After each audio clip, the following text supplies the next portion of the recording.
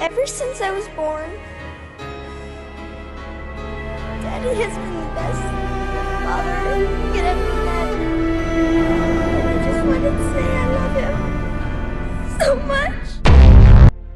Imagine standing in a stadium with 80,000 people. Every single one of them is crying. Not from sadness, not from pain, but from something they cannot explain. Something that moves through the music, through the air, through the body, like electricity, like a prayer. That was what it felt like to be in the presence of Michael Jackson. You're confident. He was not simply a singer. He was not simply a dancer. He was something the world had never seen before, and has never seen since. A man who carried the weight of global fame on one hand, and a private heartbreak so deep that most of us will never understand it on the other. This is his story, and it is one of the most extraordinary and most tragic stories ever told. On August 29, 1958, in a small working-class town called Gary, Indiana, a boy was born. The seventh of 9 children, in a house so tiny that the whole family shared just 2 bedrooms. His name was Michael Joseph Jackson. Gary was a steel town, hard, gritty, a place where dreams felt like luxuries most people could not afford. But inside that little house on Jackson Street, there was something rare. There was music.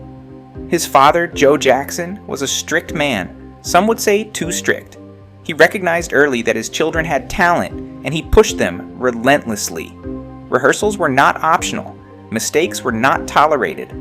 For young Michael, childhood was not really a childhood at all. It was a training ground. And yet, even then, people could see it. When little Michael sang, something happened. The room changed. Time slowed down. There was a quality to his voice, even at 5 years old, that made grown adults stop and stare. He never really got to be a child, and that loss, quiet and invisible at first, would follow him for the rest of his life. In 1969, everything changed. The Jackson 5 signed with Motown Records, and almost overnight, the world discovered something it didn't know it was missing. 5 brothers from Indiana, dressed in bright colors, performing with joy and precision that seemed almost impossible for their age, but it was Michael, the youngest lead singer, who stopped everyone cold. I Want You Back, OBC, I'll Be There. These were not just songs, they were moments, and Michael delivered them with the emotion of someone 3 times his age. Critics scrambled to find the right words. The public just screamed. He was 11 years old. By his early teens, Michael Jackson was already one of the most recognizable faces on the planet.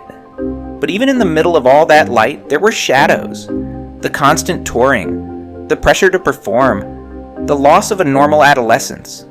While other kids went to school dances and played in the street, Michael was on stage, night after night, carrying the show on his small shoulders. He was famous, and he was lonely. 2 things that, for Michael, would always exist together.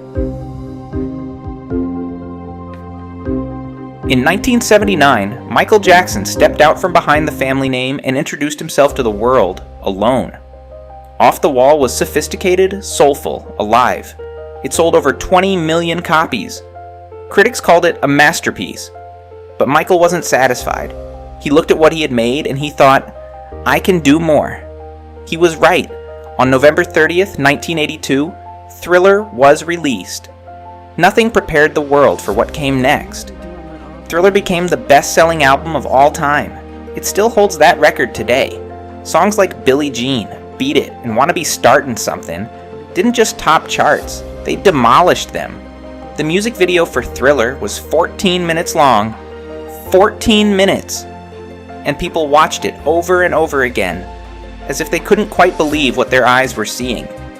But it was one moment, one single move, that changed everything.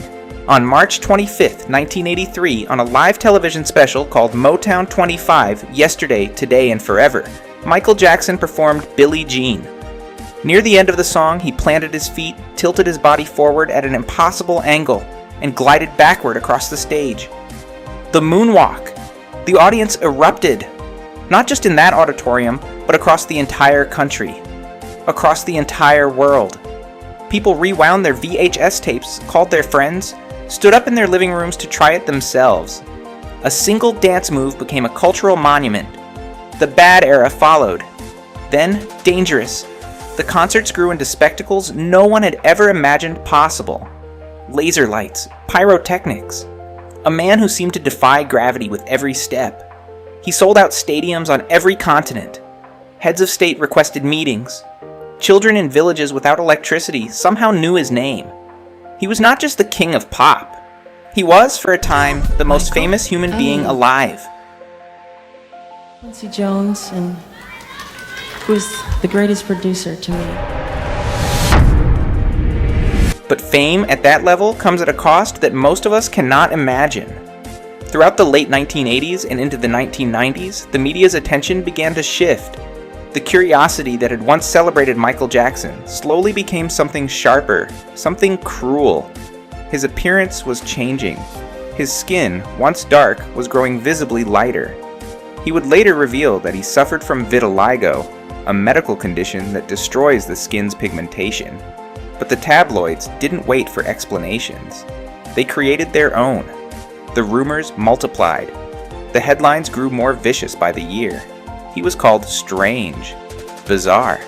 He was mocked and caricatured and reduced to a punchline by people who never knew him. And then came the allegations. In 1993 and again in 2003, Michael Jackson was accused of child sexual abuse. The cases shook the world.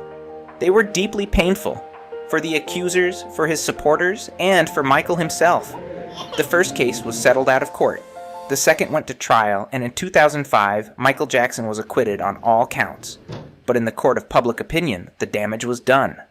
The image of the joyful boy from Gary, Indiana, the one who moonwalked into history, was now buried beneath years of controversy, pain, and misunderstanding. Those who knew him personally described a man who was gentle, deeply sensitive, someone who had never truly healed from the childhood that was taken from him. He built a home called Neverland, a sprawling, fantastical estate with a zoo and a fairground and a movie theater, because some part of him was still searching for the childhood he never had. By 2009, Michael Jackson was 50 years old and he was ready to come back. This is it. 50 concerts at London's O2 Arena was announced to the world.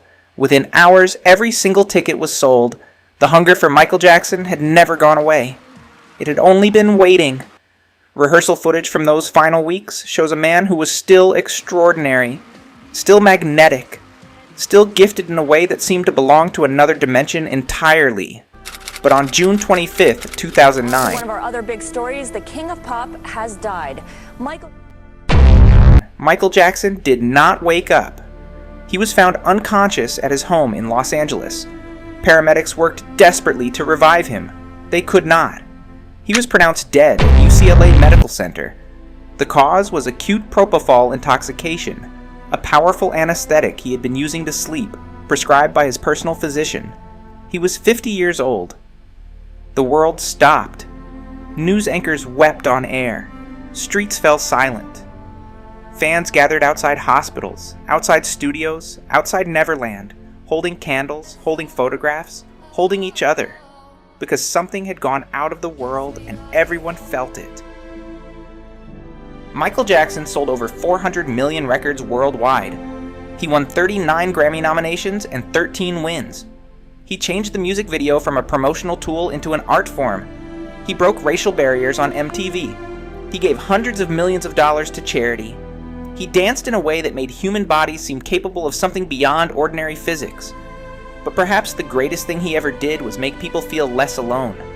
In a bedroom in Tokyo, in a village in Nigeria, in a living room in Brazil. Wherever his music played, people closed their eyes, and for a few minutes, they were somewhere else. Somewhere beautiful. Somewhere where the world made sense. That is not something any award can measure. Michael Jackson was flawed. He was complicated. He was deeply human in all the most painful ways. But he was also, undeniably, one of the greatest artists who ever lived. And somewhere right now, a child is hearing Thriller for the first time. And the world is changing, just a little, all over again.